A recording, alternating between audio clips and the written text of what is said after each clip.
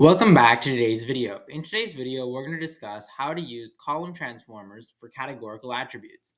In the last lesson, we discussed how to use pipelines in order to group several transformers together and how to use the output for one transformer as the input for the next transformer in a sequential manner. In today's video, we're going to discuss how we can affect individual columns by applying transformations to those particular columns. Before today's video, make sure you hit the subscribe button down below and like the video for more content just like this. Let's get right into it. All right, welcome to tutorial number 16, I believe. In today's tutorial, we're going to discuss how to use the column transformer in order to apply certain transformers to our categorical attributes. Let's take a look at what we discussed in the last lesson, and then we'll get right into what we're going to discuss in today's lesson. In the last lesson, we discussed how to use the pipeline transformation. What the pipeline does is, the pipeline class allows us to perform a sequence of operations where the output for one of the operations is the input for the other operations. This is a synchronous way of running these individual tasks. So you see here how we created a pipeline object and we passed in several one argument in a list format with tuples inside of it for each of the elements. And what each of these tuples represented was one particular transformation. So in this case, we have an imputer transformation. We assigned it with a label of imputer, and we created an imputer object, and we were able to pass in some values for the constructor of the simple imputer object. We did the same thing with standard scalar. And what we were able to do is we applied the simple imputer transformation, and we were able to finish that particular transformation and move on to the next transformation. What the pipeline, not the pipeline, but the transformer that we're going to get into today's lesson, it performs these tasks in a parallel asynchronous manner. And so it's a little bit different from what we discussed in the last lesson where we discussed a synchronous mechanism. But in today's lesson, we're going to discuss an asynchronous mechanism in order to do these and how to apply them to column names in particular. So what is a column transformer? Well, a column transformer is a part of the scikit-learn, and what it does is it allows us to run tasks in a parallel asynchronous manner where the input for one task is not dependent on the output of the previous task, and it applies transformers to columns in a pandas data frame or an array in general. Now, how do we add tasks to a column transformer constructor? The way we would do that is we obviously have a list of tuples, as we did in the pipeline class. But for each of those tuples, we're going to pass in three parameters that we should specify. The first one is the name of the transformer that we want to input. Now, the name does not have to be anything in particular. In the last lesson, we simply named the simple imputer and the standard scalar as being std scalar underscore scalar.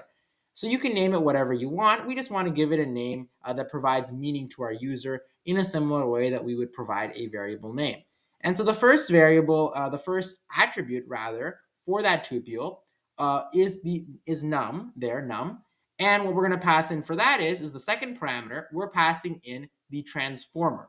Now, in our case, this transformer is actually calling another transformer, which is our pipeline transformer. And then our last attribute in our tuple is a column list, essentially, of all the columns that we want to talk about, basically. Okay, so those are the three parameters. So it's the name of the transformer that we're giving it, the transformer itself, as well as the column names that you want the column transformer to affect. This is a column transformer, meaning, again, that each of these operations are being applied on columns. Each of these transformations are being applied on individual columns that we are specifying in this third parameter here. All right, so that's what we're doing here. So let's take a look at our particular use case now that we've kind of generalized. So let's try to specify this into our particular use case. So in our use case here, remember our goal here for this tutorial, what did we do in our last tutorial? Well, we were able to fill in the empty values using the simple imputer class. And we were also able to standardize these values in between a range of like -3 to +3, within that range, typically speaking, using standard scalar. So we were able to do that in the last lesson. And so what we're going to start off by doing is we're going to call that pipeline that we created in the last lesson again. So that we were able to keep track of that information, right? We're able to keep track of that information in this column transformer. And again, it's very simple now in order to call it from our column transformer because we organized it in a pipeline. And so now we're able to just call it once instead of calling it in 3 or 4 different places. It's very simple now.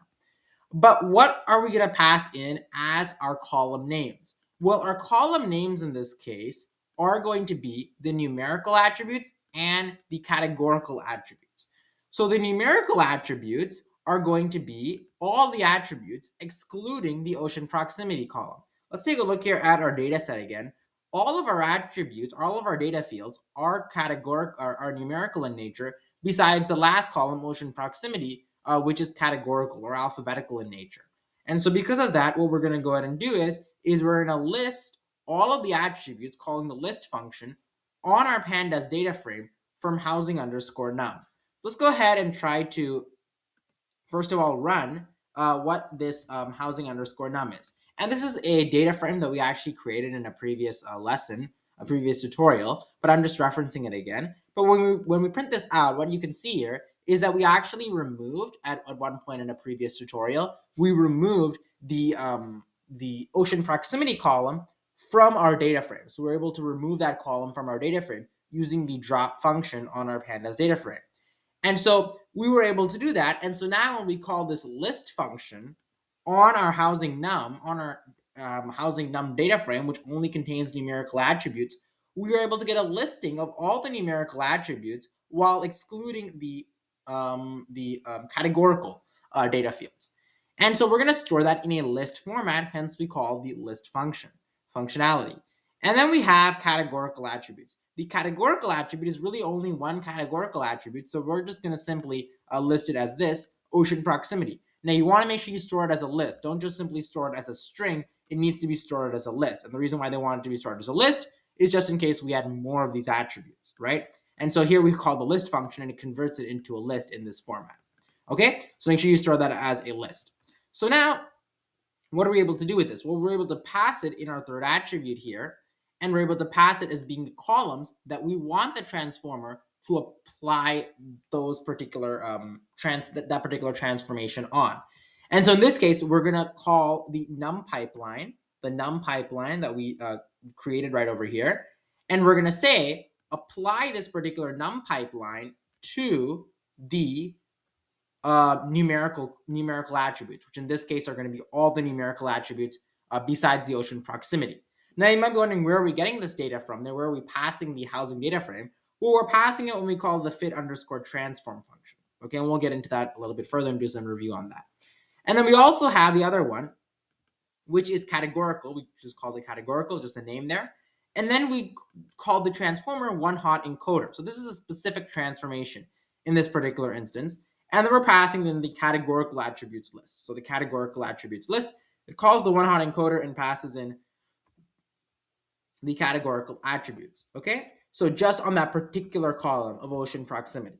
Now, what does this one hot encoder do in terms of the output? So now that we have all this stuff, now that you a little bit understand how this is all working, what does the one hot encoder do? Remember, the one hot encoder returns a sparse matrix or a dense matrix.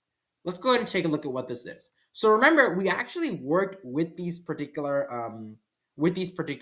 transformers in previous lessons. So let's go ahead and go back all the way when we use the one hot encoder.